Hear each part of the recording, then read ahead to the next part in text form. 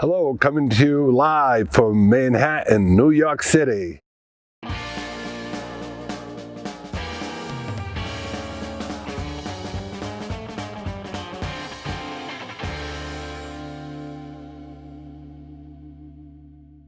I'm only kidding.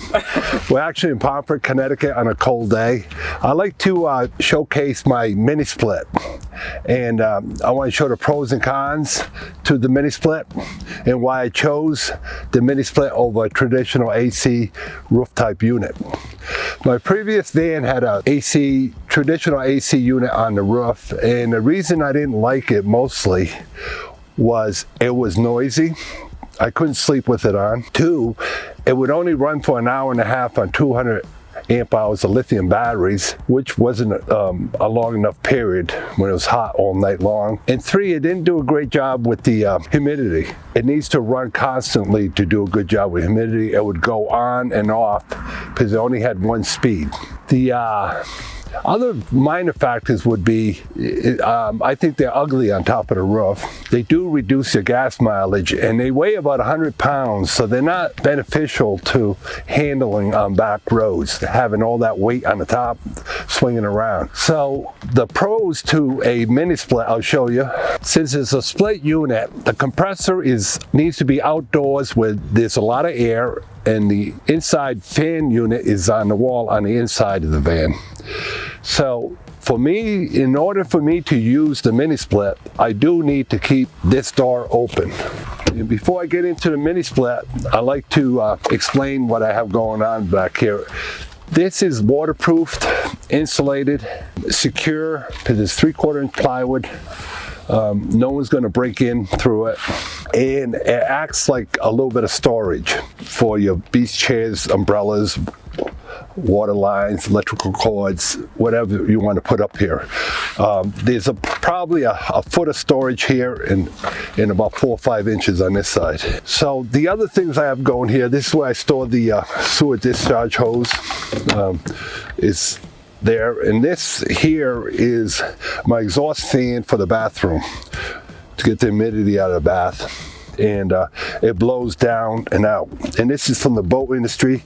It's just a bilge type of vent motor. On this side, you can't see here, but behind this is a factory AC. This van came with an extra rear AC unit and a front AC unit, which is great. It cools down a van very quickly after it's been out in the hot sun.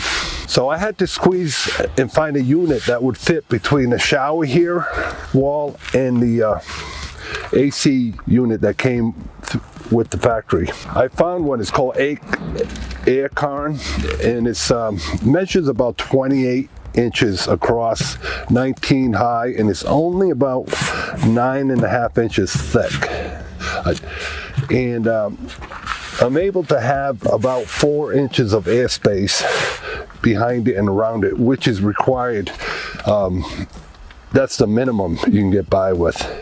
I also have it mounted on rubber pads to absorb some of the cushion. This unit is an excellent unit for the price. It costs about $700, and it includes the line set and the inner and outside unit. It has a SEER rating of 19.3, which is much higher than the traditional AC units on the roof that are approximately 12 SEER. It also will heat down to -4 degrees, where traditional heat pump AC unit, they're only good to 40 degrees. But this you can heat in the middle of winter and keep your van toasty and warm. And also it's actually oversized for cooling and heating for the size of the van. It's a house unit, but it's 9,000 BTUs, and it's super quiet and very energy efficient.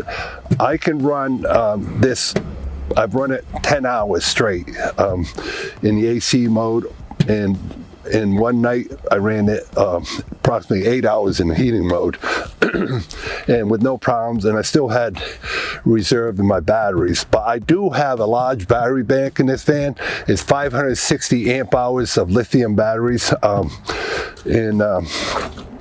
so Quite often I camp at national campgrounds with no hookups, or I belong to Harvest Hosts, which is where you can camp for free at various wineries and farms throughout the country.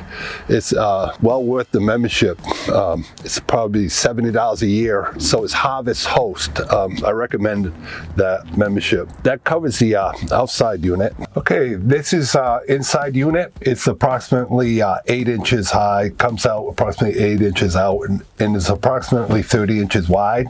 It's very light. It does take up some space if you wanted cabinets right across. I have plenty of cabinets on this side, front, and in the bathroom. So the pro to it also is I'm tall, so I have more headroom instead of the overhead unit. So I don't mind having it on the wall. The remote control, as you can see, has a lot of functions to it. You can set it on sleep mode. You can set it on economy mode, super turbo mode, or high mode. You can set a timer on it. There's a lot of functions to running this. I set it on automatic. I just set the temperature and leave it alone, and it holds the temperature within 1 degree of the setting, and it's very much like a house. It is a house unit, so it's great to have that comfort.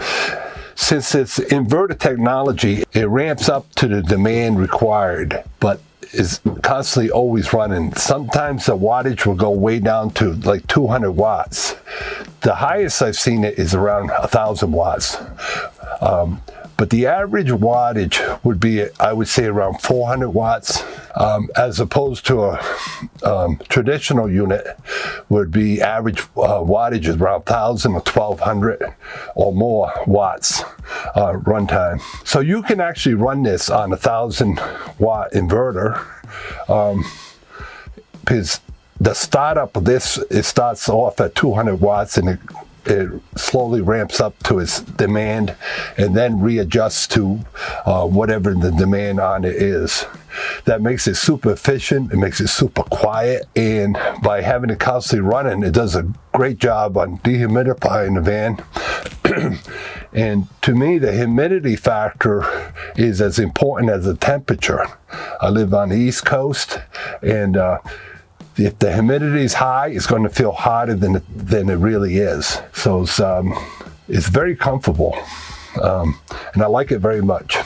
The big negative to this setup is you need to keep the rear doors open, and it really only matters if you want to camp on the street. If it's at a campground, it doesn't matter if the door is open or not. But you also could mount it outside on a tire rack type of situation, and that's an alternate spot, especially if it's a shorter van. You could have it on the tire rack back here that swings with the door, or independently. I still would recommend a vinyl cover, because you're going to get a lot of road grime, and just to keep it clean, and then when you use it, you got to remove the cover. But that's an alternative for those that don't have the space for one, want to keep the rear part of the van open, or don't want to leave the door open. But that does it. I hope you liked it. I like it. It's not a perfect solution, but the pros far outweigh the negatives in my view. So I'm very happy with it. And thank you.